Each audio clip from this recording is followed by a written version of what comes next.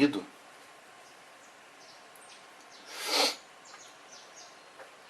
E para fechar o nosso modelinho astrológico, fechar as coisas mais importantes que a gente usa em astrologia, vamos falar das casas mundanas.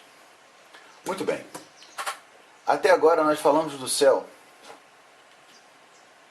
visto em si mesmo, aquela enorme esfera rodando aí em torno dos polos, etc. Só que essa esfera, se o Sol nessa esfera estiver em Libra, ele vai estar em Libra para qualquer lugar do mundo. O Sol não vai se mexer conforme você se mexe na Terra. As pessoas que têm algum interesse por astrologia, que leem horóscopo ou esses relatos que alguns astrólogos põem na internet, nos jornais de vez em quando. Libra entrou em... Vênus entrou em Virgem. Sol saiu de Libra. Isso vale para todo mundo porque estamos falando do céu, né? No movimento deles.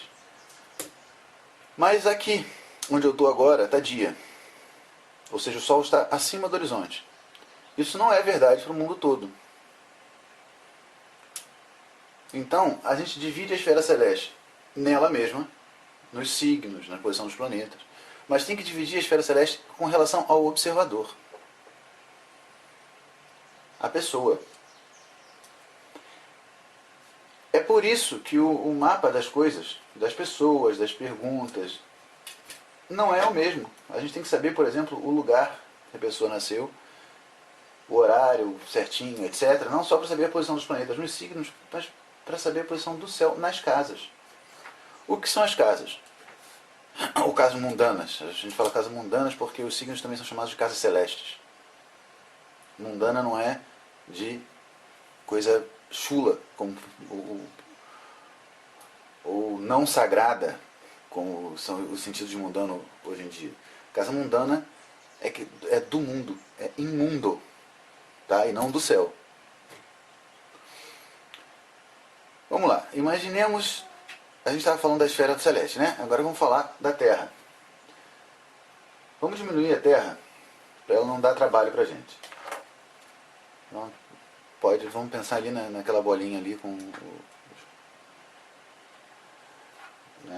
na Terra como uma bolinha. E a pessoa está em pé na bolinha.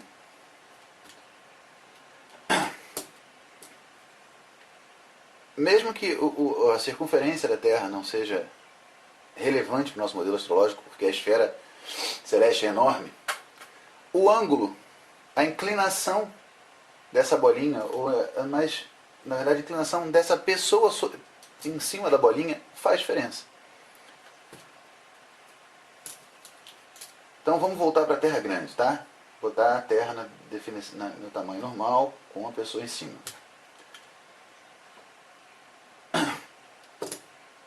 Se a pessoa está olhando um lugar sem construção grande, sem muita árvore, ou perto do mar, por exemplo, ela vai olhando o céu, vai chegar a um ponto que o céu se encontra com a Terra.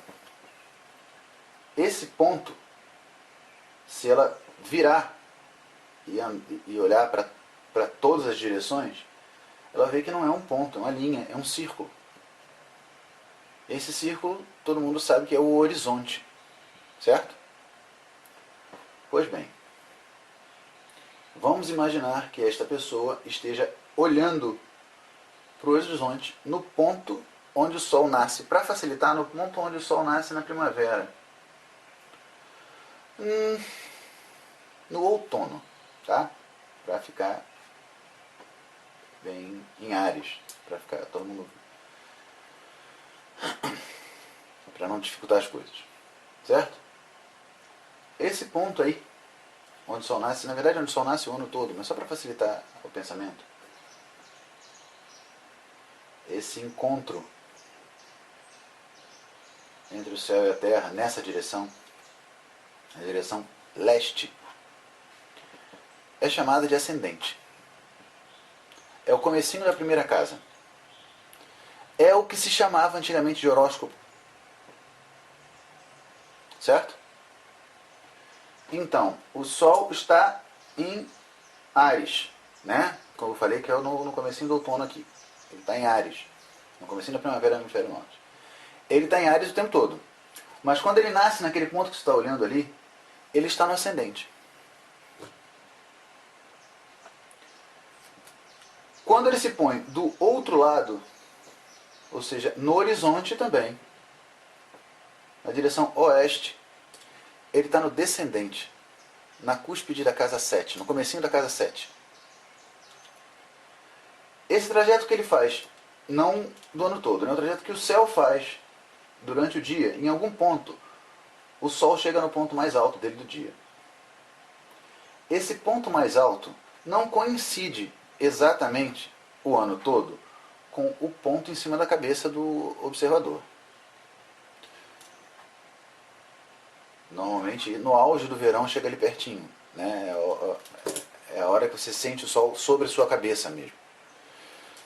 Mas, se você pegar o observador e fizer uma projeção para cima da cabeça dele, ou seja, você em pé, na rua, uma reta que passe por você e bata na esfera celeste. Aquele ponto lá em cima é chamado meio do céu. É o comecinho da casa 10. Quando o Sol passa no meio do caminho, ele encontra, se você fizer desse ponto até o horizonte, um grande círculo, né, uma linha, ele vai bater ali por volta do meio-dia. Então a gente diz que ele está entrando no meio do céu, entrando na casa 10. Certo? E o ponto contrário, lá embaixo da Terra, do outro lado, é o fundo do céu, é o comecinho da casa 4. Então, com esses 4 pontos, o ascendente, o horizonte leste, o horizonte oeste, o zênite, que é o meio do céu, e o nadir, você divide a esfera, não o céu em si, mas o que você vê do céu.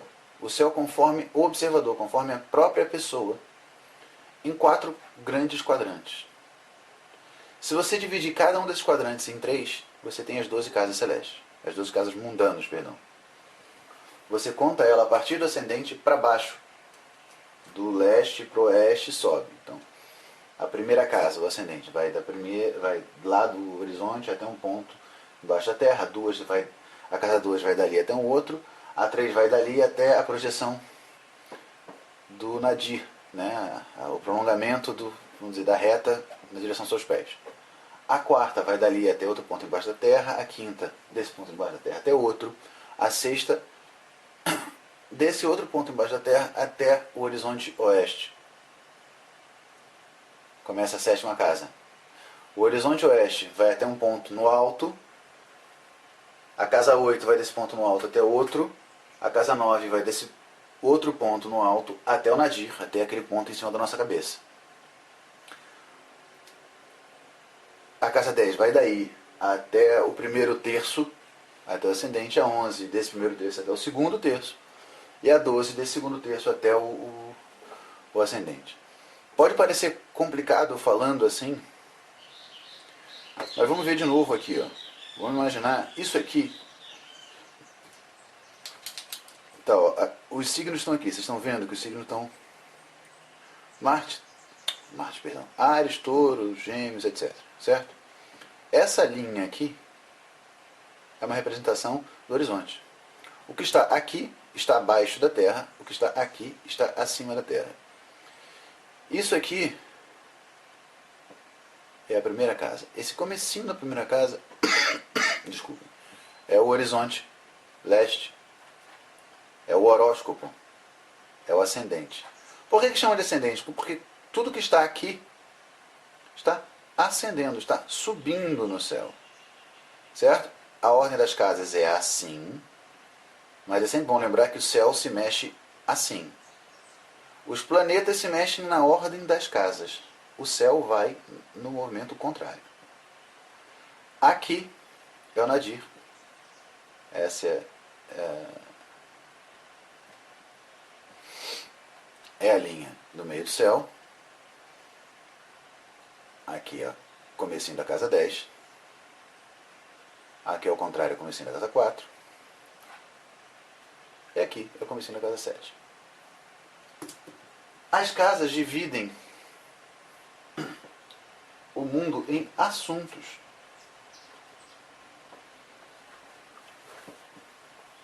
É por meio delas que a gente consegue... Eu vou ter que parar de novo que vai acabar o vídeo, a gente já vai falando sobre isso na próxima.